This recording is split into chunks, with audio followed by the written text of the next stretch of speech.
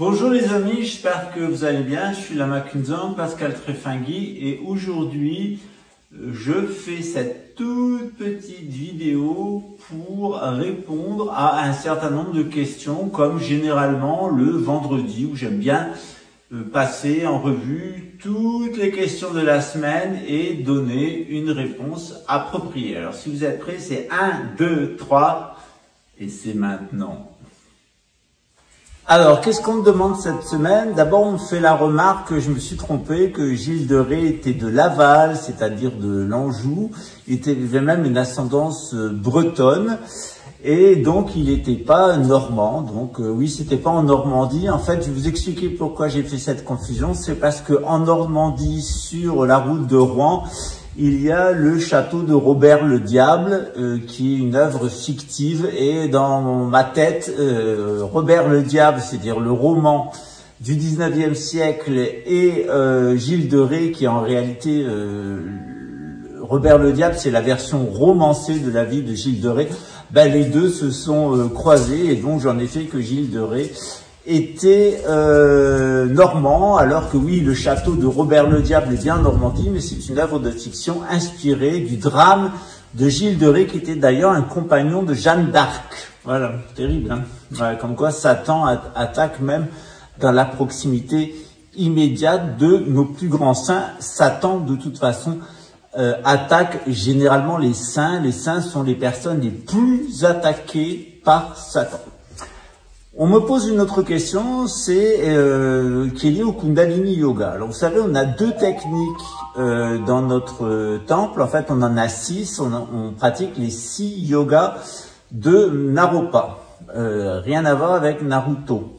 Okay, c'était un sage de l'Inde qui a codifié 6 pratiques de yoga qui sont la structure de l'enseignement du bouddhisme tibétain et qu'on utilise dans notre lignée des Karma Kagyu et aussi chez les Nyingma. C'est-à-dire les anciens et les vertueux. Au début du Kundalini Yoga, il y a 3 phases en réalité. Il y a une phase qui est absolument merveilleuse. On se sent vraiment dans ce que les Anglais appellent le bliss. On se sent porté, il y a toutes sortes de synchronicités qui se mettent en place, on est véritablement porté. La deuxième phase, c'est la phase où on est confronté à son ego, vraiment au négatif. La loi, il y a une espèce d'accélération de la loi de rétribution, une espèce d'amplification du karma pour nous en débarrasser. C'est-à-dire que tout ce que normalement on aurait dû vivre sur une période donnée de maturissement karmique, le maturissement karmique se fait d'un seul coup en très peu de temps. Ça dépend des personnes, mais en règle générale, au bout de 3 mois, il y a 3 mois qui sont merveilleux dans notre temple et dans notre compagnie, puis on passe à 3 mois qui sont vraiment très difficiles, qui nous amène à 6 mois. Si on est arrivé à vivre les 3 mois merveilleux et les 6 mois très difficiles, on entre dans une 3e période qui est en règle générale aussi de 3 mois. Quand on est dans notre proximité, dans la proximité de l'enseignant de Kundalini Yoga, la personne qui donne Shaktipat, et à distance, ça peut prendre plus de temps. Pour certaines personnes, c'est plus, pour certaines personnes, c'est moins. Mais généralement, de ce que j'ai observé dans les centres que j'ai animés depuis 30 ans, c'est que c'était par période de 3 mois pour les personnes qui vivaient dans ma proximité. Au bout du 6e mois, il y a une autre phase qui est une phase de maturité. Donc la deuxième phase, elle est très difficile parce que c'est une phase d'aggravation des symptômes. Donc au début, on a une espèce d'enthousiasme, on est content, etc. Et puis après, véritablement, on doit travailler sur soi. On est confronté à son ego, à ses pires tendances qui viennent toutes d'un seul coup à maturité. En réalité, les 2 premières périodes, elles sont un peu le reflet l'une de l'autre. Comme en alchimie, on a 3 œuvres, l'œuvre rouge, l'œuvre blanc, l'œuvre noire, dans le désordre. On a dans le Kundalini 3 phases. C'est vraiment une phase de lumière où tout devient extrêmement lumineux, etc. Une phase vraiment où on descend dans ces noirceurs intérieures, on rencontre les pires tendances de sa personnalité et quelquefois certaines personnes s'arrêtent là, les développent et elles s'arrêteront plus. Elles rentrent véritablement dans une carrière démoniaque. Et il y a des quelques personnes qui, elles, sont capables d'aller au-delà et vraiment faire un travail au rouge, c'est-à-dire vraiment faire un travail de transformation, de purification et de transformation. Dans les centres de Kundalini, vous trouvez donc 3 sortes de disciples. Vous trouvez et de pratiquants. Vous trouvez des personnes qui vont vivre d'une certaine façon dans une secte. Ils vivent en permanence dans le bliss. Ils prêtent au gourou, au lama, toutes les qualités, etc., etc. Ils vivent sur le tapis d'Aladin. C'est un tapis volant de Brave New World. Ils sont là, ils planent, c'est merveilleux.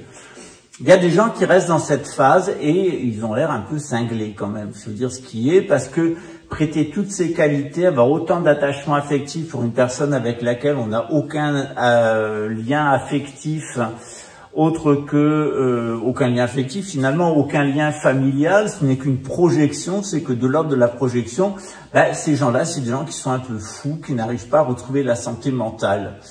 Dans la deuxième période, qui est très difficile, on est confronté à soi-même. Et là, c'est vraiment une phase où on a un tiers des personnes qui deviennent complètement dingues, perverses, destructrices, méchantes. Il y a même des gens, des étudiants qui m'ont empoisonné, qui ont essayé de m'assassiner, qui m'ont harcelé, et tout ça. C'est comme ça, moi je le supporte, ça fait partie du processus.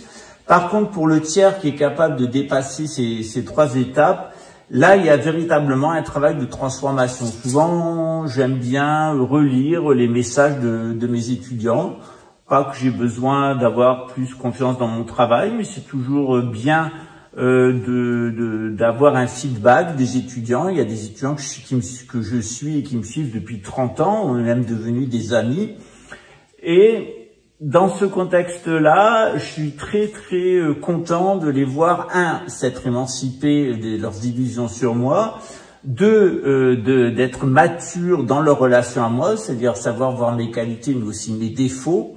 Il y en a plein même. Et d'autre part, ensuite, avoir profité de ce travail pour se transformer. C'est la pratique du Kundalini Yoga, elle est comme ça parce que c'est lié aux 3 nerfs subtils.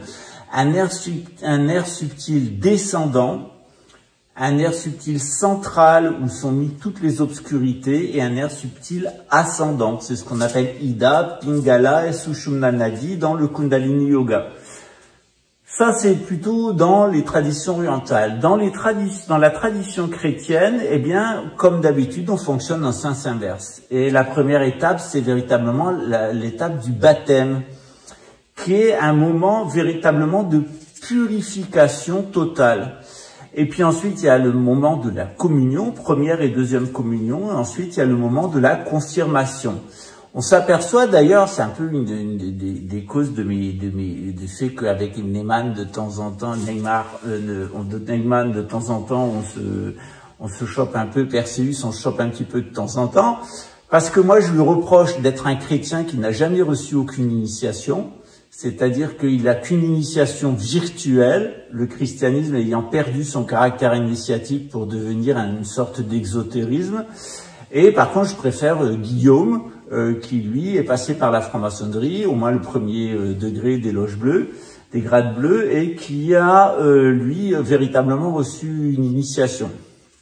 Alors j'aime bien, c'est des amis, enfin je les considère comme des amis de cœur, mais j'aime bien les titiller tous les deux. Vous savez que je suis assez souvent, j'aime beaucoup les lives de La Voix du Phénix de Guillaume. C'est vraiment un excellent travail, c'est un très très bon astrologue, peut-être même un meilleur astrologue que moi. En tout cas, on n'a pas la même technique. Puisque moi je ne pratique pas l'astrologie occidentale, typiquement mésopotamienne. J'ai préféré un autre système d'astrologie inspiré de ce que faisaient les Égyptiens et de ce que font les Tibétains, c'est-à-dire une synthèse entre l'astrologie chinoise et l'astrologie indienne d'origine mésopotamienne. À moins que ce soit le contraire, que ce soit l'astrologie mésopotamienne qui soit en réalité originaire de l'Indus. Ça se discute. Voilà, ça se discute. Voilà.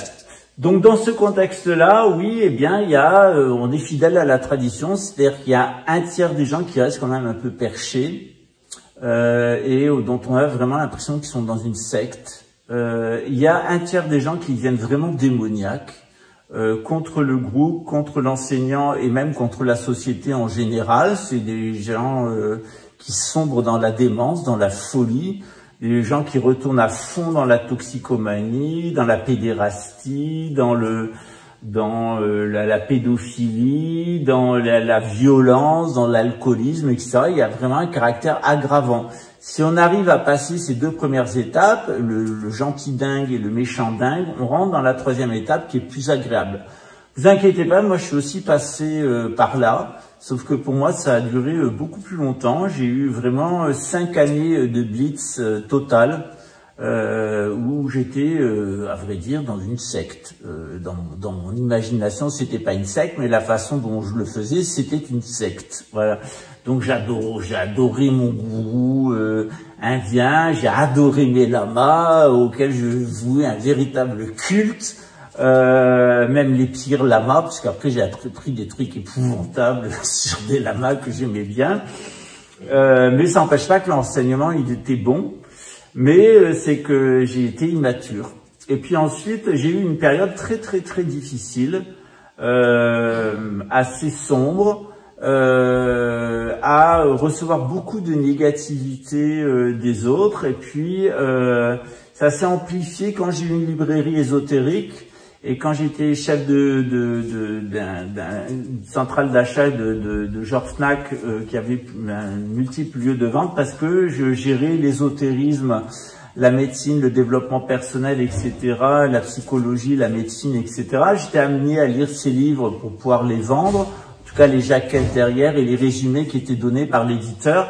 Et c'était extrêmement perturbant parce que j'étais toujours obligé de faire un va-et-vient entre cette société dictoptique que nous propose le monde moderne, société sombre, totalitaire, etc., celle du freudisme, celle du mécanisme, du transhumanisme, et tout le temps je revenais à René Guénon. Donc j'étais à la fois dans un monde complètement orwellien, qui est le monde de Luxembourg, et à la fois aussi dans un monde traditionnel quand je revenais à la maison ou au temple. Donc j'étais obligé de passer de mon travail au temple en permanence. J'ai même travaillé dans la grande distribution. Donc j'avais l'impression de passer du monde traditionnel au monde moderne en permanence. Ça demande, c'est très fatigant au niveau psychologique et ça induit par moments des moments un peu psychotiques, un peu dépressifs, dont je me suis très favorablement sorti. À la suite de cette période, eh bien, faut dire que j'ai fait 10 ans et demi de retraite, dont une partie forcée, mais je les ai faites. Ce qui m'a permis aussi de mieux me connaître. En règle générale, la clé de la spiritualité, c'est d'accepter de se connaître, d'accepter de se voir en face. J'ai dû me confronter au comportement de mon père, en particulier, comprendre pourquoi, en fait, je m'étais souvent trouvé des pères de substitution. J'ai eu beaucoup de pères de substitution, en particulier chez mes lamas, chez mes gourous, mais c'est aussi des gens qui ont été mes mentors spirituels dans la franc-maçonnerie et dans ma vie privée. Je pense par exemple à monsieur Edmond Mauric, qui était un architecte. Son frère est architecte naval, c'est lui qui a fait l'Alcyon, le bateau de Cousteau, et lui c'est l'architecte qui a fait toutes les grandes barres d'immeubles autour de Toulon. Il est parti à Marseille et il a vraiment été mon mentor spirituel pendant de nombreuses années. C'était vraiment quelqu'un que j'aimais beaucoup, qui m'a vraiment inspiré, qui m'a structuré et qui a complété le travail. Déjà, mon père avait fait un bon travail, j'étais très proche de mon père, j'avais la chance d'avoir un père qui, jusqu'à 11 ans, était tout le temps à la maison, tous les soirs. Donc j'adorais mon père, j'étais toujours fourré avec mon père. Et j'étais un peu distant de ma mère. Et ce qui est toujours bien à partir de 7 ans, c'est j'ai rejeté ma mère et j'étais plus pour mon père. Et ensuite, à partir de 14 ans, je me suis trouvé d'autres hommes qui étaient d'autres référents. D'abord parce que mon père était absent 4 jours par semaine, il était présent 3 jours par semaine. Samedi, dimanche, lundi, il m'amenait au lycée, etc. Je discutais beaucoup avec mon père, j'aimais beaucoup mon père. Et il m'a apporté beaucoup de choses.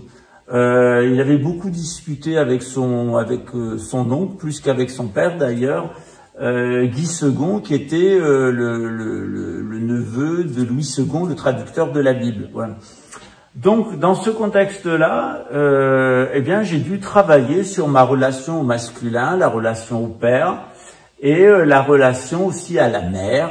Et c'est très important parce que souvent la mère nous maintient dans des schémas affectif, le père s'occupe du matériel et du mental, la mère s'occupe plus de l'affectif. Et les mères, elles ont tendance à nous amener dans des schémas un peu évolutifs, elles ont tendance à nous couver, c'est nos mamans, etc. Alors quand les mères sont perverses, elles nous transmettent toutes leurs névroses et quelquefois la haine de leur époux quand le ménage se passe mal. Moi, j'avais la chance d'avoir une mère qui était très amoureuse de mon père et qui était super présente à ses côtés. Et qui m'a donné une image du couple complètement romantique, parce que j'avais une mère qui s'est dédiée à son mari avec une adoration qui était incroyable et un très grand amour, un très grand respect pour mon père. Après, en vieillissant, comme tous les couples, quand ils se sont retrouvés tout seuls, ils se chamaillaient un petit peu. C'était très drôle pour moi de les voir dans un autre rôle où ils étaient plus critiques l'un envers l'autre. Et puis ma mère a été admirable jusqu'à la mort de mon père. Il était devenu handicapé dans une chaise roulante. Elle s'est occupée de lui d'une manière invraisemblable, incroyable. J'avais proposé d'ailleurs de prendre le relais, mais elle n'a pas voulu. Elle a tenu à s'occuper de son mari jusqu'à la fin.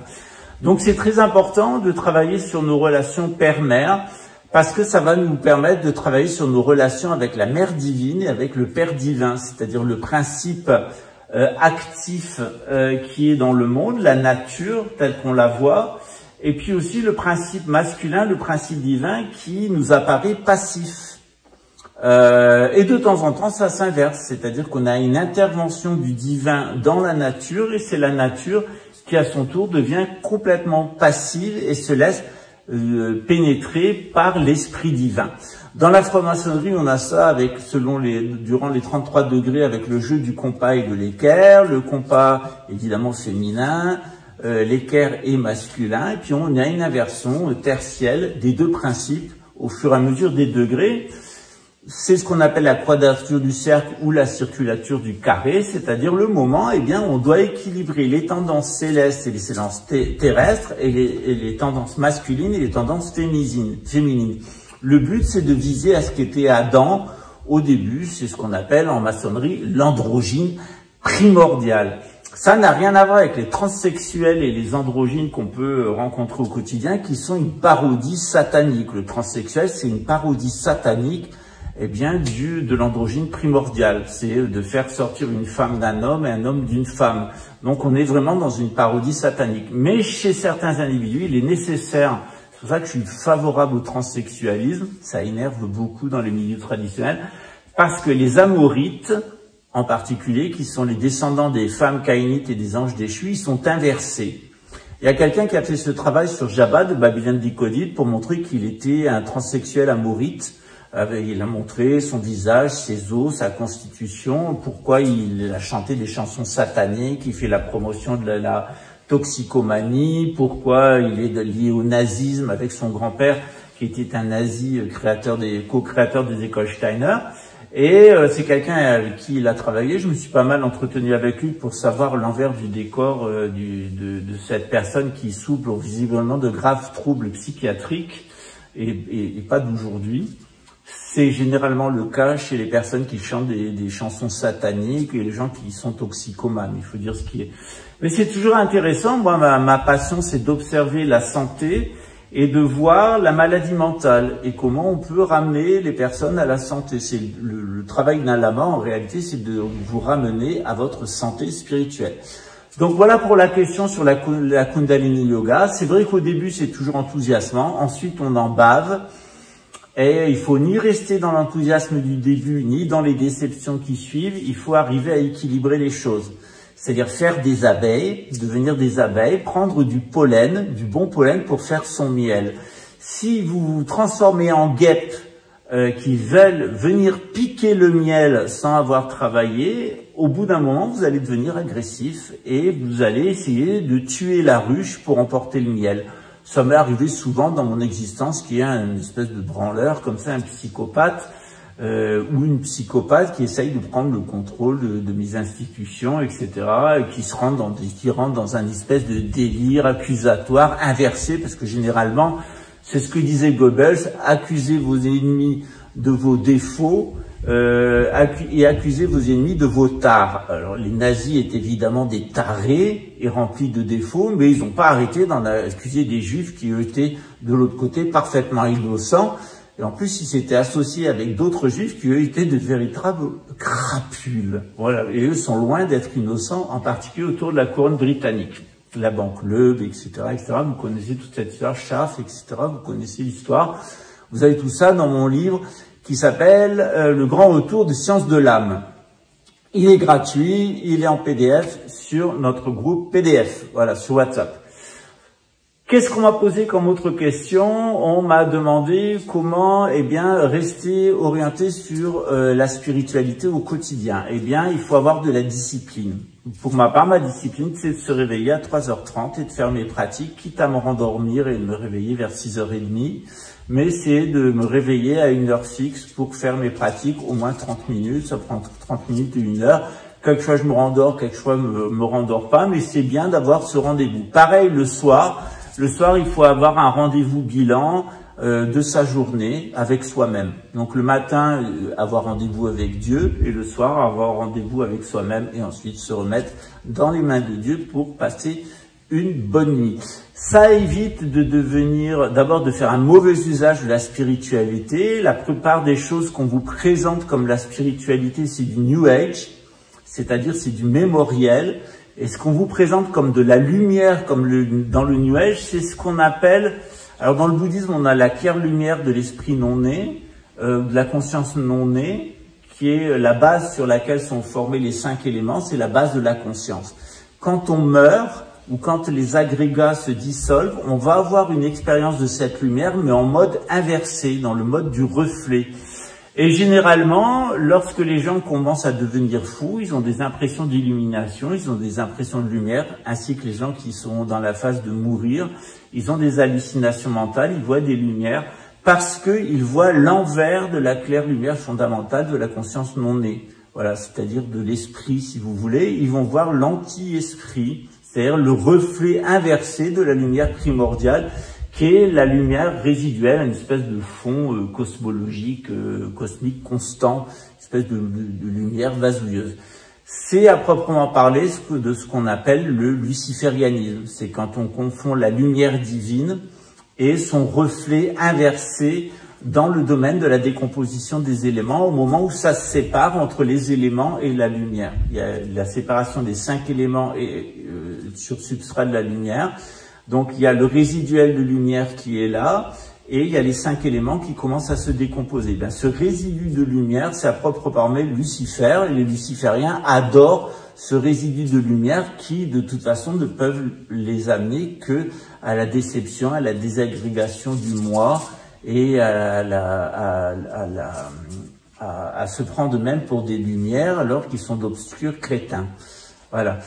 C'était les 3 questions du jour, voilà, pour pas rester plus de 20 minutes. Voilà, je vous souhaite un bon week-end. On se voit demain pour un live à 19h de Paris qui sera consacré au couple. Le couple homo-affectif et le couple hétérosexuel dans l'islam, dans le judaïsme, dans la tradition chrétienne, dans la tradition bouddhiste, chez les nomades, chez les sédentaires. On parlera aussi des déviations. On a parlé ces 2 derniers jours des déviations comme la pédophilie, comme l'inceste, et des déviations dans l'homosexualité, ce qui peut être considéré comme une déviation au niveau social chez les chrétiens et une déviation au niveau intime chez les musulmans et chez les juifs. Voilà. Donc, il est important de ne juger personne, mais il est important de comprendre les personnes et de comprendre les mécanismes. Ça permet de les aider, ça permet de se situer. La pire chose qui peut vous arriver, c'est de ne pas vous situer vous-même, de rester dans vos négativités, dans votre frustration et dans votre haine, ou alors de vous mettre dans une espèce de bulle Instagram, d'une certaine façon, qui est une bulle d'illusion, où on est dans une espèce de secte, en fait, où on est en affinité mentale avec les gens qui on est, et ça nous entretient dans nos schémas mentaux. Ni l'un ni l'autre ne sont positifs. L'objectif, c'est de voir vraiment les choses en face, aussi bien les réalités célestes que leurs projections dans le domaine de la matérialité. Voilà, ça fait 20 minutes. À bientôt. Ciao.